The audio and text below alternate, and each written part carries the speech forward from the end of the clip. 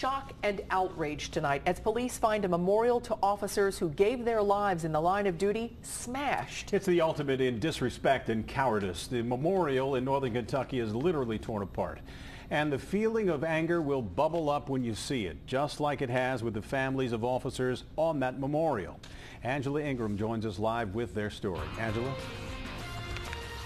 Rob, for some families, this is really opening up some old wounds. Take a look at this behind me.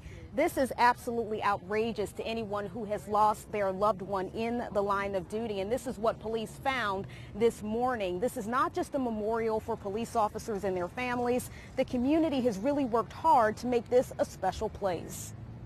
Campbell County Sheriff Mike Jansen is getting a first look at the damage done to a police memorial. He isn't here in his official capacity. Instead, he's here as a family member. That's my brother, Tony. There was 3 brothers, myself, Tony, my brother, Kenny. All of the brothers went into law enforcement, but in 1984, Officer Anthony Jansen made the ultimate sacrifice. Take you back to December 1984. This all brings back up a little emotions, you almost for 2 days you go into just getting through the day, you'd really not rationalize anything. The Northern Kentucky Police Officers Memorial sits at the foot of the suspension bridge in Covington. This is what it looked like before the damage. It's been a part of the community for years. Over the last decade, we've improved it greatly. Police officers come and give of their own time to do the landscaping, the mulching. We weed it every year. Vandals struck sometime after the All-Star game. Police have taken hand and footprints as evidence. I mean, this is something that's beyond personal. It can't help but inflame you as a police officer because this is the ultimate sign of disrespect. For Sheriff Jansen, this is also hard because his brother Tony had a 6-month-old son who's now a police officer as well.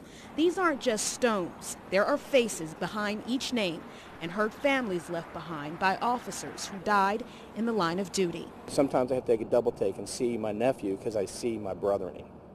So with that, it kind of brings back like, this is bad. But at the same time, we can't get angry. We got to put forward, be positive, and get this thing fixed.